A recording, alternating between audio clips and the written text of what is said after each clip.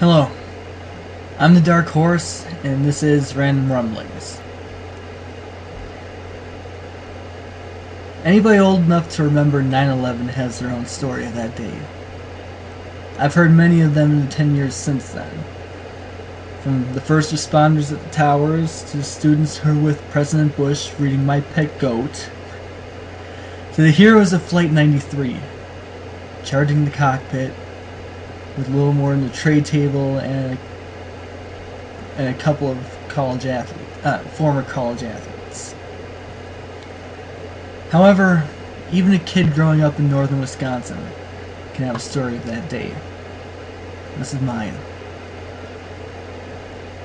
I was in the 6th grade then, barely old enough to know where Afghanistan is on a map. Now, it started out as a normal day, just like it did for everyone else. And the teachers I had then did a decent job of keeping us in the dark. But by the time 8th period came around, they had TVs on in every classroom, and they were all turned to CNN's coverage of the attacks. Now, we all saw the footage of the craters in New York and Arlington, but to me it was just pictures on the TV. Too far away to really matter. I mean, my world was my hometown and the town about an hour south where my parents grew up. That was it. Now, the immature little snot that I was, I came on the bus just chanting World War III until the older kids started threatening me because, you know, they knew what the hell was going on. But when I got home, I found out how close to home it actually hit. I walked into my house and there was my mom, standing in the living room, pushing the redial button on the phone every couple of seconds. She's trying to reach her oldest brother. And he was an ex-Marine.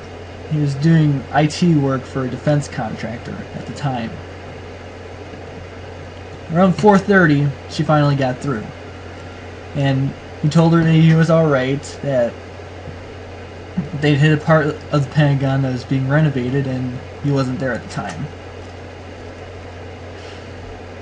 It wasn't until a couple of years later that I found out that if the renovation had been on schedule instead of a week behind like it was, he would have been extremely close, if not possibly in the blast zone where American Airlines Flight 77 crashed. Now, years later, I would join the Navy to try to help the fight against our enemies in any way I could, but they pretty much pushed me into nuclear power. Made it just about impossible to make a real impact, so I tried to get re-rated. And for my trouble, I got separated after only 4.5 months in. But since then, I've been waiting for my moment. See, I have this shining goal. Now, I'm not going to tell any of you what it is. It'll probably make itself clearer as time goes on, but I've just been waiting to resume my journey towards that.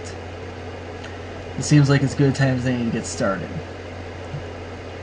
These are my random rumblings for September 11th, 2011.